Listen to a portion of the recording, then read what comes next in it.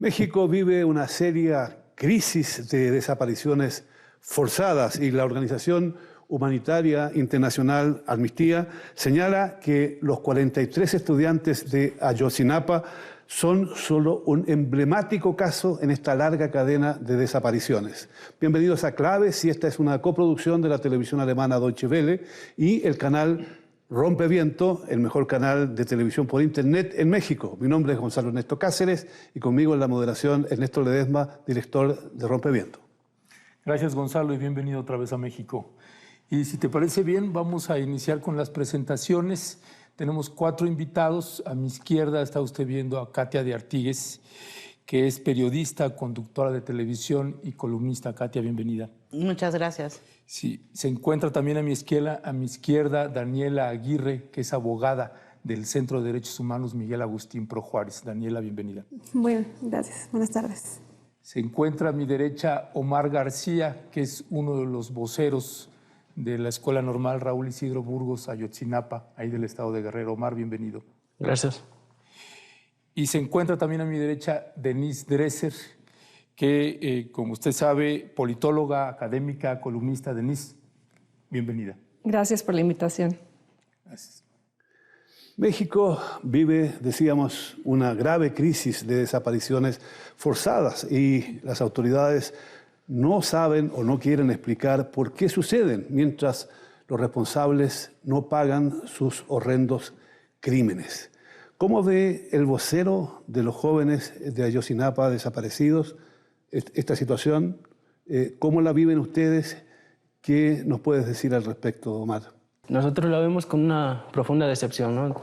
Para ellos, lo hemos dicho en eventos públicos y donde sea, negar la situación del país pues es negar una realidad en la cual solamente pierden las víctimas. El Estado y sus instituciones pues no pierden nada con negarlo, con no acatar las recomendaciones y demás. Pero pregúntenselo a un padre de familia, a una madre, y verán lo que se pierde, ¿no?, al negar una realidad como la nuestra. Denise, el tema de desapariciones llamadas involuntarias y desapariciones forzadas ya es un tema que se hizo emblemático, lamentablemente, en el país. ¿De qué magnitud es este tema, esta situación de las desapariciones forzadas en México? Estuvo aquí hace poco la Comisión Interamericana de Derechos Humanos. Hizo un diagnóstico muy crítico sobre este tema. Habló de la crisis de derechos humanos como un tema estructural y además que venimos arrastrando desde hace tiempo por la impunidad, probablemente que nació con 1968, la matanza de los estudiantes, y el hecho de que un crimen de Estado jamás fue juzgado o sancionado. Y eso abrió lo que se ha convertido ya en un patrón de desapariciones forzadas que, según distintas fuentes, podrían llegar a ser más de 26,000 personas actualmente. Pero no sabemos porque no existe un registro nacional de personas desaparecidas. Y la crítica que se le ha hecho al Estado mexicano es que muchas veces no reconoce la desaparición forzosa como tal. Es catalogada como otro tipo de crimen, no es perseguida de oficio sistemáticamente. Hay una serie de problemas estructurales con los peritajes, con la independencia de quienes llevan a cabo las investigaciones, el tiempo que pasa entre que se reporta a alguien desaparecido y el Estado actúa. El hecho de que la desaparición forzada solo es catalogada como delito en 1 de cada 10 estados. Entonces es un problema que ya horroriza a la opinión pública internacional, que en México se vuelve cada vez más evidente, que está llevando a padres de familia a volverse investigadores. En el estado de Guerrero, los familiares hablan de cómo van con varillas, caminando por la sierra, clavando la varilla en el suelo y sacándola para olerla, por si huele a podrido, quizá haya un cadáver ahí.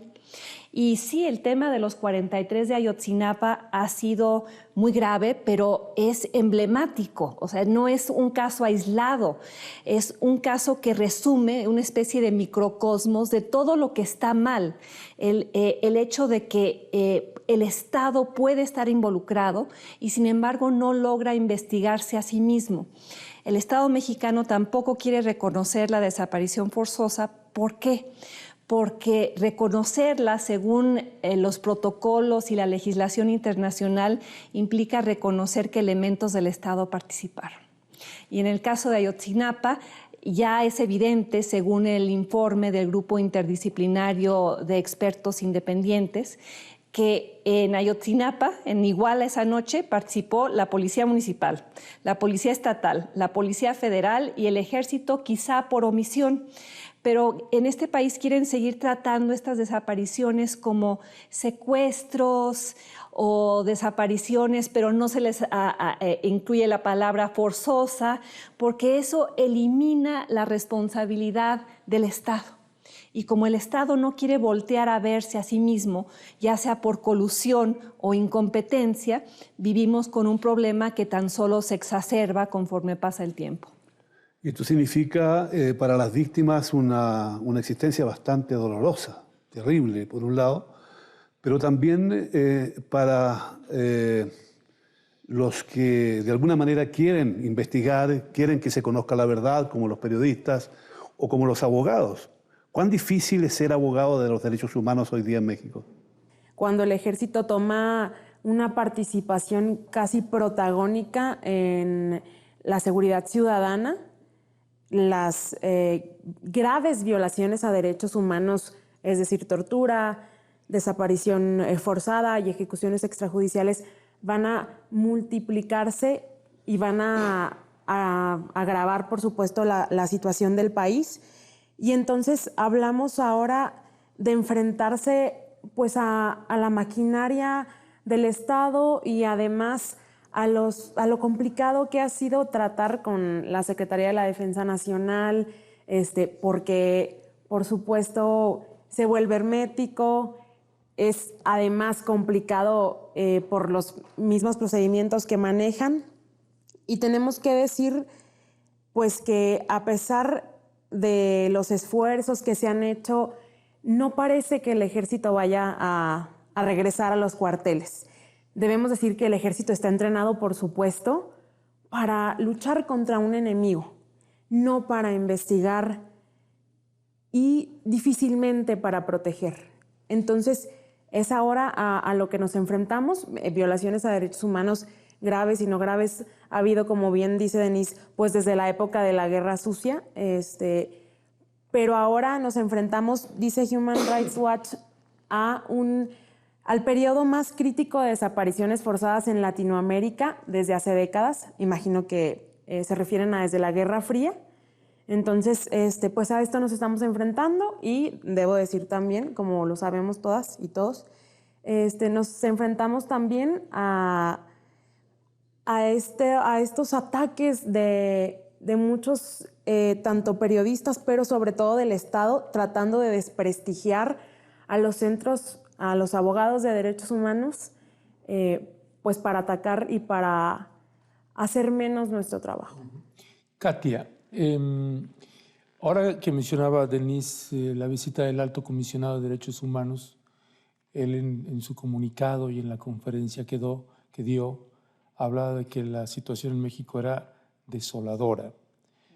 Viniendo de quien viene, hablaba de 151,000 personas asesinadas del periodo de 2006 a la fecha, de más de 26,000 personas desaparecidas. ¿Cómo llegamos?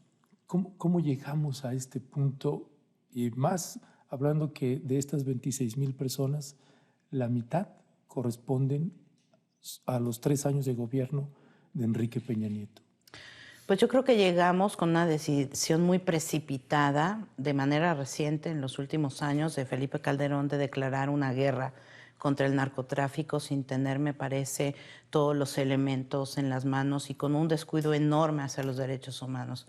El presidente Calderón, que es abogado, que estudió abogacía, decía que los delincuentes eran los que más violaban derechos humanos, cuando por definición todos sabemos que los derechos humanos solamente los puede violar el Estado.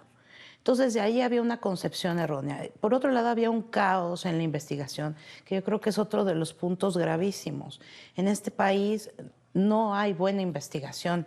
Y una de las cosas que puso no solamente el Alto Comisionado, sino la Comisión Interamericana de Derechos Humanos antes, la semana anterior, fue esto, descubrir, y con el informe del Grupo Interdisciplinario de Expertos Independientes también fue descubrir que las investigaciones son enormemente deficientes, por no decir caóticas y de vergüenza, ¿no? Porque no se siguieron todas las líneas de investigación, porque al parecer, todo parece que apuntaron a dar una solución rápida, a cerrar el conflicto, decir ya investigamos, esta es la verdad histórica, dijo Jesús Murillo Caram, cuando en realidad no es así, cuando hay líneas de investigación pendientes, cuando hay testimonios que no se han tomado en cuenta y cuando la propia autoridad no fue capaz, por ejemplo, de acercarse a las víctimas pronto en su momento, y tuvo que intervenir esta comisión de la CIDH para lograr hacer ese puenteo, por ejemplo, cuando es muy difícil que la CAB, que es la Comisión Ejecutiva de Atención a Víctimas, realmente den resultados y todo por una serie de trabas jurídicas y legislativas de que hicimos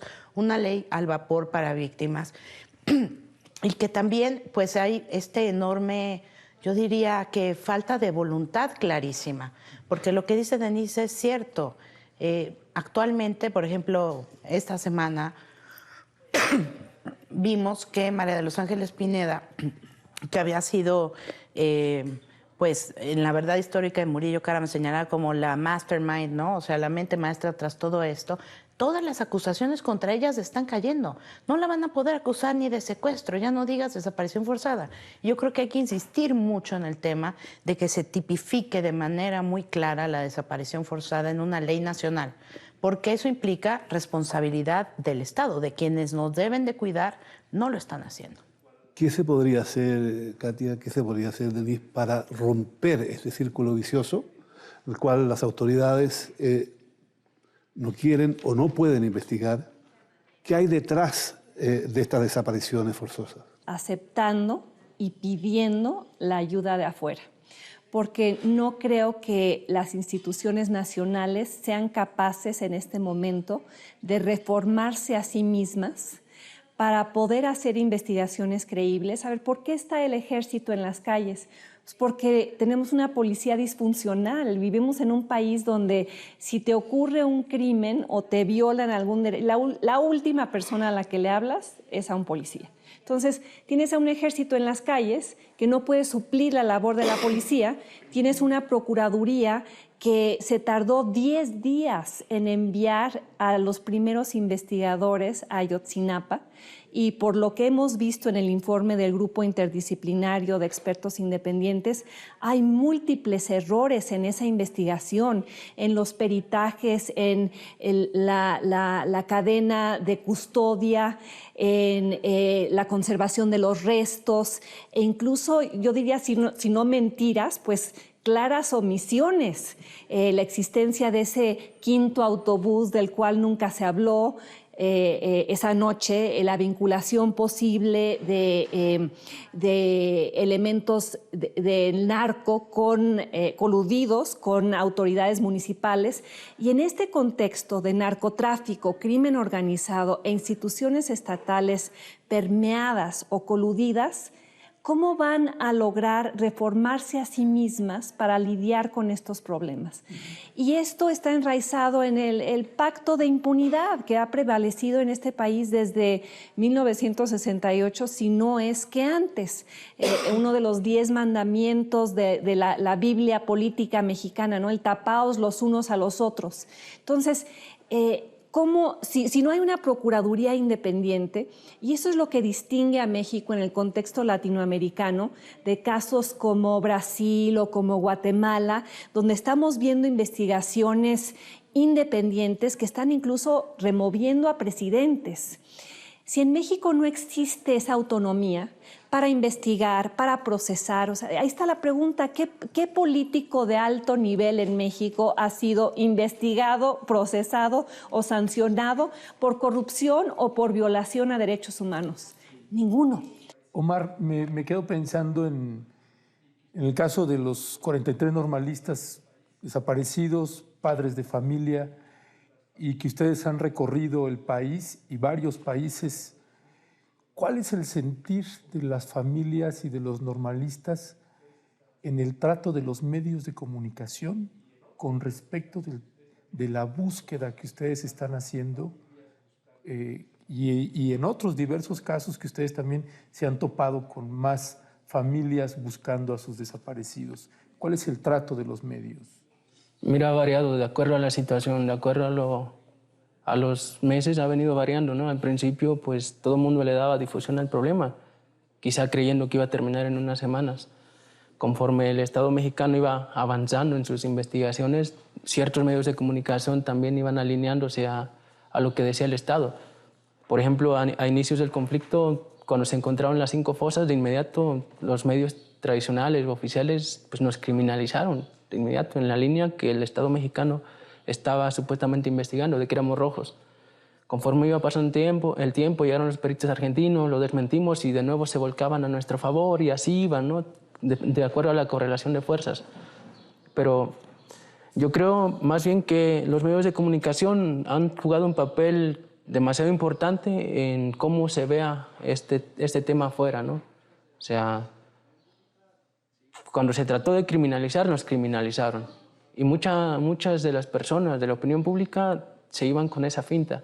Cuando se trataba de desmentir, nuevamente lo hacían. Parecía más en el sentido de la lógica de cómo avanzaba. Pues en estos días nos están criminalizando de nuevo. O sea, la línea siempre ha sido criminalizar, buscar ponerle a la oveja la piel del lobo. O sea, que las víctimas sean responsables de su propia desgracia. Se habla de que los padres de familia están divididos, o sea, se busca desunión donde hay unión y donde hay toma de decisiones consciente e informada. Se busca también pues, decir que los padres de familia piden que se investigue a los estudiantes, etcétera, ¿no? Se hacen acusaciones de todo tipo pretendiendo buscar en nuestro movimiento errores. Bueno, errores siempre vamos a tener, eso lo hemos dicho aquí, allá. Hasta películas. Y hasta películas están haciendo, tratando de hacerle creer a la población una versión, la versión del Estado mexicano. Y nosotros pues no estamos conformes con eso, creo, no nos estamos inventando la desaparición forzada, ni que la hubiéramos tomado como bandera para hacer nuestra lucha. Se habla de que los padres están manipulados, en realidad quisieran ser ellos los que estuvieran manejándolo, ¿no? Pero pues no va a ser así. Es realmente terrible una situación en la cual las víctimas no saben a quién recurrir o cuando encuentran alguna posibilidad de ayuda, los continúan victimizando para que no se descubra la verdad. Es lo que entiendo de tus palabras. No solamente a ellos, también a quienes nos ayudan. Ahí está el Centro PRO, ahí está la Comisión Interamericana, cuando vino inmediatamente las instituciones del Estado mexicano descalificándolos. Campa diciendo solamente visitaron 6 estados, como si a esos 6 estados no hubieran ido personas de 22 estados. O sea, inmediatamente. Campa es subsecretario de Derechos Humanos. Lo que yo quisiera preguntarle a Katia concretamente es qué hay detrás de nuevo de esta forma de proceder por parte de las autoridades, por parte del Estado, por decirlo de forma más concreta, por parte de los medios, por parte de todos aquellos que sostienen esta arquitectura. ¿Qué buscan con esto? ¿Es que no se dan cuenta que si no hay justicia, que si no se aclaran las cosas, a la larga todo esto se puede convertir en un problema mucho mayor? Yo creo, The Economist, esta revista inglesa, hace poco, bueno, unos meses hizo un editorial diciendo que el gobierno no entendía que no entendía. Y me parece que sigue siendo vigente. Abonando a lo que decía Denis sobre la impunidad, el alto comisionado de las Naciones Unidas dijo, y son cifras oficiales, recalco, que el 98% de los crímenes en México están en impunidad. Solamente 2 se procesan, llegan a sentencia y demás. Yo lo que veo también en el fondo es este regreso de la política mexicana hacia esta excepcionalidad mexicana de que porque somos vecinos de Estados Unidos no debemos someternos a controles internacionales, lo cual me parece una verdadera tontería, porque yo creo que sí estamos en un momento de aceptar, recibir ayuda, de que bueno, está bien que los mexicanos la procesemos, que vengan, que nos capaciten, pero en un plan de 10, 15 años, pues. No puedes cambiar una institución de la noche a la mañana con una capacitación y se acabó, ¿no? O sea, falta voluntad política y también hay como renacimiento, me parece, de un nacionalismo muy ramplón, incluso xenofóbico. Es decir, ¿qué tienen que venir a hacer extranjeros a decirnos qué vamos a hacer nosotros los mexicanos? Bueno, pues el desastre ahí está. Está en cada una de las investigaciones, está en el hecho esto de que el 98% de los crímenes no llegan a una sentencia. Necesitamos urgentemente ayuda. Y lo que hay es una enorme soberbia de parte del gobierno federal y también de los estatales. O sea, si algo también puso énfasis la CIDH en su informe, es que hay muchos conflictos a nivel estatal donde los gobernadores, que tras que el PRI perdió el control del gobierno, se volvieron verdaderos virreyes y piensan que no deben darle cuentas a nadie, como Javier Duarte en Veracruz, que es una vergüenza que llevamos 12... gobernador de Veracruz. Gobernador de Veracruz, exacto, del PRI también, que Peña Nieto, por cierto, lo puso como ejemplo de un nuevo PRI cuando llegó al gobierno.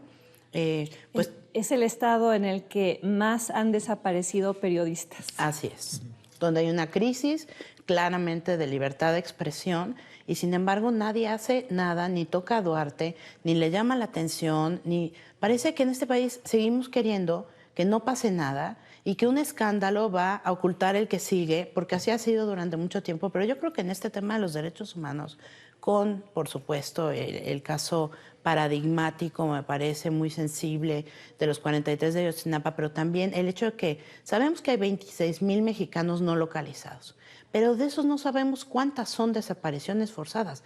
¿Cómo es posible que no sepamos ni siquiera cuántas son desapariciones forzadas?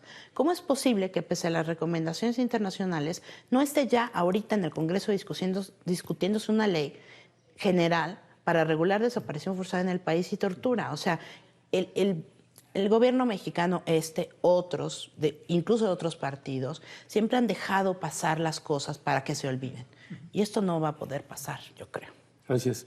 Daniela, ustedes como Centro de Derechos Humanos, y que en opinión de muchos de nosotros el principal organismo de derechos humanos no gubernamental en México, en materia legislativa, en términos de la construcción de leyes y de la aplicación de las mismas, de pronto son los organismos de derechos humanos no gubernamentales los que están exigiendo la aplicación de la ley. ¿Con qué se encuentra, con qué se topa en el caso de desapariciones forzadas el Centro Miguel Agustín Pro Juárez? Bueno, hay que contextualizar el que en el mes de abril del 2015 fue aprobada una reforma al artículo 73 de la Constitución para facultar al Congreso de la Unión a legislar en materia de tortura y desaparición forzada. Entonces, a partir más o menos del mes de julio se dan 180 días para que estas leyes, ley general en materia de tortura y en materia de desaparición forzada de personas, pues estén listas para ser publicadas. Entonces, hay que decir pues que nos estamos topando con iniciativas huecas, vacías. La de tortura, que una mención rápido, es pues que parece una ley que está incentivando y permitiendo la tortura. Y la de desapariciones forzadas no está atacando el problema con suficiente profundidad. Los movimientos de familiares de personas desaparecidas, en conjunto con los centros de derechos humanos, organizaciones de derechos humanos, están promoviendo una iniciativa que va a surgir o que está surgiendo de una consulta exhaustiva que se viene realizando desde hace aproximadamente 3 o 4 meses, en las que se están incluyendo a varios movimientos. Y entre las demandas es principalmente un tipo de desaparición, un tipo penal de desaparición forzada que vaya de acuerdo a la Convención Internacional en contra de la desaparición forzada de Naciones Unidas, que en su artículo 2 pues va a regular un tipo penal de desaparición forzada que queremos adoptar, pero también que incluya un tipo penal de desaparición por particulares, para que no sea tipificada o catalogada ni como secuestro, ni como privación ilegal de la libertad, sino como una desaparición por particulares y que se acceda a ciertos catálogos de derecho y, por ejemplo, vamos a comenzar con la demanda de que sean delitos imprescriptibles. No importa si la persona aparece con vida o sin vida, que sean imprescriptibles. También se pide un mecanismo nacional de búsqueda, para lo cual es indispensable un registro no solo de personas desaparecidas, sino un registro post-mortem de todas aquellas personas que en todo el país hayan sido descubiertos, sus cuerpos en fosas comunes, en cualquier clandestinas. lugar. Exactamente, clandestinas, y que sean ingresados todos los datos en este registro nacional. O sea, en la misma línea de las Naciones Unidas, que propuso esa iniciativa, o sea, que propuso un catálogo de medidas que debería adoptar el gobierno mexicano. Sin embargo, se tiene la sensación de que estas iniciativas que vienen de organismos internacionales de amplio prestigio no son tomados en cuenta por las autoridades locales. Yo creo que lo que ocurre es que el gobierno mexicano lo que espera, y reitero el argumento de Katia, es que esto simplemente pase. Que pase la tormenta, las 3 semanas en las que México fue regañado por todas las instancias internacionales de derechos humanos, que la gente se canse de marchar o de hacer el pase de lista todas las noches recordando a los 43 desaparecidos y que regresemos a la narrativa de las reformas estructurales. Y yo creo que al PRI lo que más le preocupa en este momento no es cómo reformar la legislación, avanzar en este tema, transparentar. Lo que le preocupa es cómo va a ganar la siguiente elección presidencial. Y en ese sentido, la apuesta es que esto pase, que entremos a otro escenario de discusión política que va a ser el de las próximas elecciones y pensar que las quejas de personas como nosotros son un mínimo porcentaje de la población y el PRI solo necesita el 33% y un piquito más para ganar. Y el cálculo es entonces político electoral, no es un cálculo de reformas, no es un cálculo de derechos fundamentales, es un cálculo estrictamente de cómo conseguimos los votos que necesitamos y la comunidad de derechos humanos ya la descontamos, no van a votar por nosotros de cualquier manera. Y eso es lo que mantiene al país en este impas. Sí, Katia, y también a cualquiera de ustedes que quiera añadir algo en materia de esta pregunta. En México hay varias regiones que están controladas por el crimen organizado y se ha hablado de Estado fallido. ¿Cómo lo lees tú? ¿Estamos en una condición, hemos llegado a ese punto o cómo lo calificarías en la condición que estamos? Pues yo creo que hay zonas en el país que claramente el narcotráfico está gobernando, ¿no? Hay casos focalizados de presidentes municipales como acusan a José Luis Abarca, que ahora no se lo pueden probar, fíjate de más, ¿no? Pero bueno, hay cuestiones muy focalizadas, pero en el fondo yo diría que sí es un Estado fallido. En el mismo sentido, vuelvo sobre esta cifra que es absolutamente clara y oficial. Cuando en un país el 98% de los crímenes no se aclaran y no hay culpables, pues yo creo que sí estamos hablando de un Estado que le está fallando a todos los mexicanos y que además no contempla que hay que tomar medidas serias, de fondo, con apoyo internacional, como para sacar de ese hoyo. Porque yo insisto, yo sí creo lo que dice Denise. Están apostando no solamente al 2018, sino el año que entra, que se renuevan muchas gobernaturas clave que le darían muchísimos votos al PRI o se los quitarían. Y están concentrados en eso, en que desaparezca. Y bueno, la agenda de derechos humanos, pues sí es como cuando seamos Suiza lo tomaremos en cuenta, ¿no? Pero ahorita es otro rollo, cuando es fundamental, porque estamos hablando del derecho de todos a vivir en paz y a que se respete la ley, que en México no se respeta la ley y tampoco estamos siendo sensibles a la enorme cantidad de víctimas cotidianas, no solamente de casos gravísimos como la desaparición forzada y esta declaración de nuevo de Roberto Campa de decir, pues casi adelantó el spot, ¿no? Ya chole con sus quejas, ¿no? O sea, no podemos aceptar que vengan extranjeros a decirnos qué es lo que está mal aquí, etcétera. Esto no va a pasar. Esto no va a pasar porque además cada vez hay más movimientos de víctimas que se suman a otros. Está Ayotzinapa, está sin aclararse la guardería ABC, que también es un asunto de derechos humanos.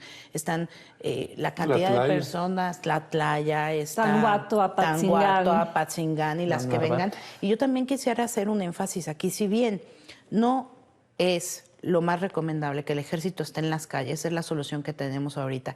Y yo tengo una enorme duda sobre si el ejército, por una entrevista que dio hace poco el general secretario Cienfuegos al Universal, realmente comprende que no debería haber un dilema entre si los soldados deben respetar el mando o al ejército.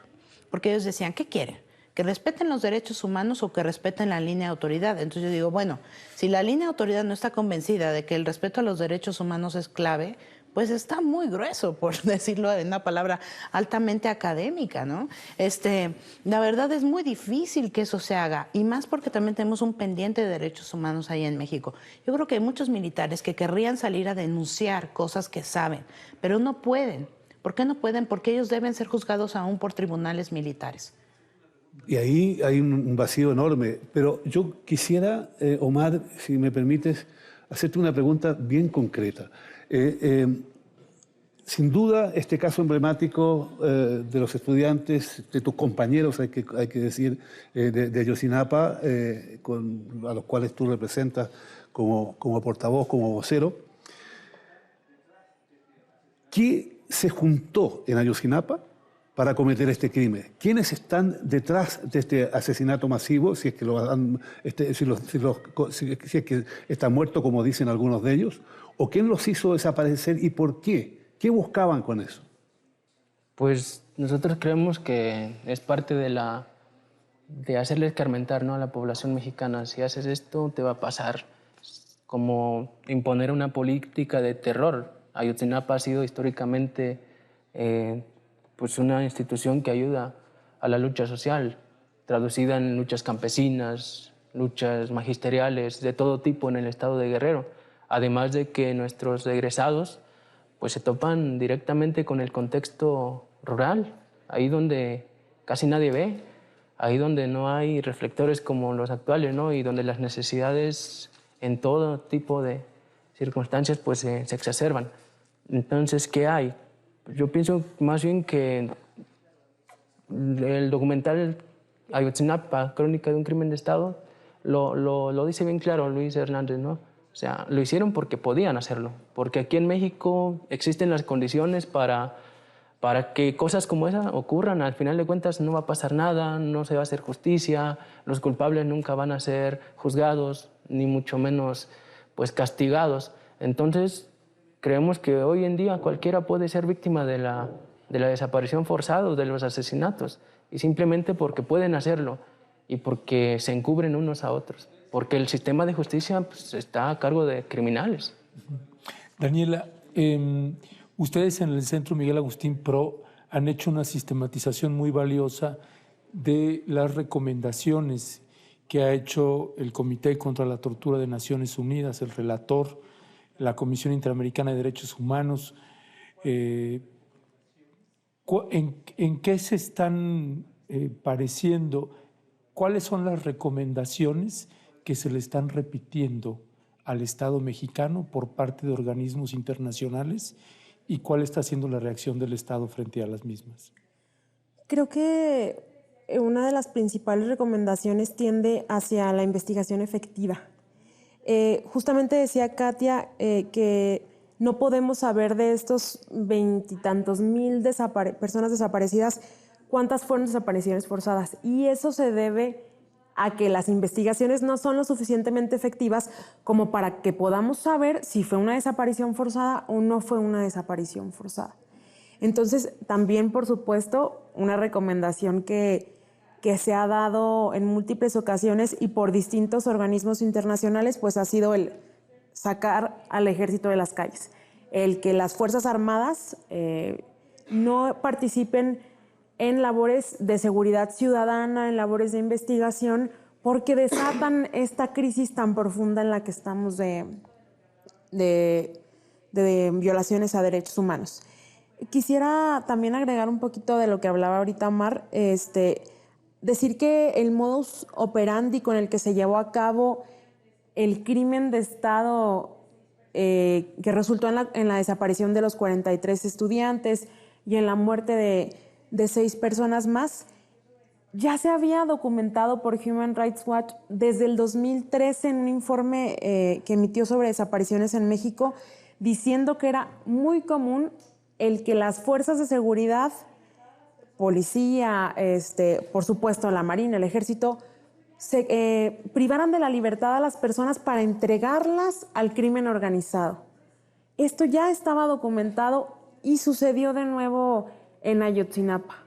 Entonces, por supuesto, las recomendaciones van a tender a que ya está viendo la comunidad internacional violaciones, vamos a decir ya, sistemáticas. La tortura es sistemática y la desaparición forzada también es sistemática. Reiterada, mencionaron claro, los organismos internacionales. Generalizada. Y con ciertos aspectos o características que estamos viendo muy seguido, como es la criminalización de las personas que desaparecen. O sea, quieren desviar nuestra atención al decir ¿por qué desapareció? Lo que pasaba con las mujeres en Juárez hace unos años y sigue pasando. O sea, desapareció porque no tenía que estar haciendo nada fuera de su casa. Ahora estamos diciendo desapareció. Minifalda. Exacto. Y ahora desapareció o porque es un criminal o porque es un narcotraficante. Entonces, hay que agotar todas las líneas de investigación y llevar una investigación efectiva, porque, por supuesto, el Estado y el Ministerio Público quiere quedarse en culpar a la víctima para no profundizar y llegar más allá y descubrir la verdad. En este cuadro, Denise, ¿qué responsabilidad tienen los medios de comunicación? Ya sabemos que en México también desaparecen periodistas, muchos son asesinados, tú mismo contabas el caso de la persecución que existe en contra de los comunicadores que van detrás de este tipo de informaciones, que tratan de aclarar qué ocurre, pero ¿qué papel juegan los medios de comunicación en general? Yo creo que no podemos hablar de los medios en México como una entidad monolítica. Hay diversos tipos de medios. Por un lado está la televisión y ciertos programas de televisión que yo diría, si no están alineados con el poder, pues al menos tratan de dar la versión oficial y por ser además el medio de comunicación al cual tienen más acceso los mexicanos, o sea, el 98% de la población recibe su información política a través de la televisión. Esos son los medios más influyentes y esos son los que se han dedicado, yo diría de manera sistemática, a criminalizar, a quitarle la responsabilidad a la PGR de lo que fue una mentira histórica, esa investigación de Jesús Murillo Caram. Son medios que no actúan como un cuarto estado que vigila a los otros tres, que no son un contrapeso, son medios que apuntalan a la versión oficial. Y por otro lado está toda una serie de periodistas independientes, columnistas, Katia entre ellos, que ejercen un periodismo independiente, mucho más riguroso, mucho más crítico, mucho menos partidista, mucho menos oficialista, pero pues el poder de la televisión vis-a-vis una columna, por más que Katia sea muy leída, no tiene el mismo impacto. Rompeviento TV, que es un espacio y qué bueno que exista, no tiene el poder de 10 minutos de horario AAA con Joaquín López Dóriga.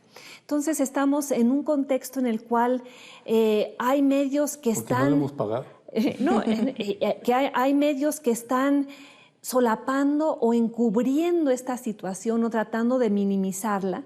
O sea, yo he preguntado, ¿cómo es posible que en medio de todo esto que está ocurriendo, Televisa le dedique 45 minutos al dilema de las vaquitas marinas y no 45 minutos al grupo de expertos independientes y su informe sobre Ayotzinapa?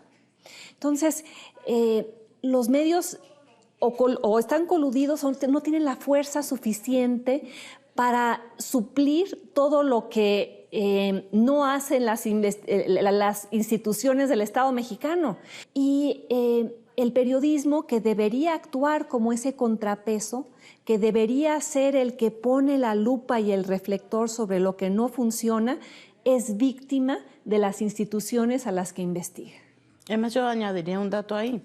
La mayoría de los medios de comunicación en México, la televisión de manera destacada, pero también los periódicos, algunas revistas, etcétera, dependen básicamente del dinero que vía promoción o propaganda les da el Estado. La publicidad oficial. La publicidad oficial, que además no está del todo transparentada tampoco y que ha seguido creciendo en este país donde tenemos ahora un presupuesto base cero y que todos decimos, no, hay que ajustarse el cinturón, menos en propaganda gubernamental que nada más crece y crece y crece. Sí hay un control de parte del gobierno hacia medios de comunicación. A mí me parece que es claro que se rompe un poco por esta dinámica de las redes sociales, pero estamos en un país donde el 40 y tantos % tiene acceso a Internet, y acceso a Internet incluye a aquella mujer que paga por conectarse un minuto para bajar un formulario o no sé qué en la Sierra de Oaxaca. Es decir, hay muy pocos. Ahora, la televisión, pues si sigue así, morirá. No está reflejando un sentir social, no está hablando hacia las personas a las que deberíamos dedicarnos, que son pues nuestros televidentes y demás, ¿no? Pero tardarán unos años. Tardará, desgraciadamente, más que unos años en la historia que estamos viviendo todos los días. Hay que estar naturalmente lleno de esperanzas, pero es difícil, hay que estar concreto. Pero también es cierto que los ojos del mundo estarán presentes en México, aunque muchos aquí no lo quieran. Y sobre todo para saber qué ocurrió con las desapariciones forzadas, para que el país recupere los caminos de la justicia para investigar, para que se haga realmente justicia. El presidente Peña Nieto dijo que su antecesor había cometido graves errores y dijo que las Fuerzas Armadas de este país habían cometido también graves delitos. Sería bueno preguntarle al presidente, señor presidente, con mucho respeto, ¿qué diría usted ahora frente a lo que está sucediendo en su país? Gracias por acompañarnos, gracias por estar con nosotros.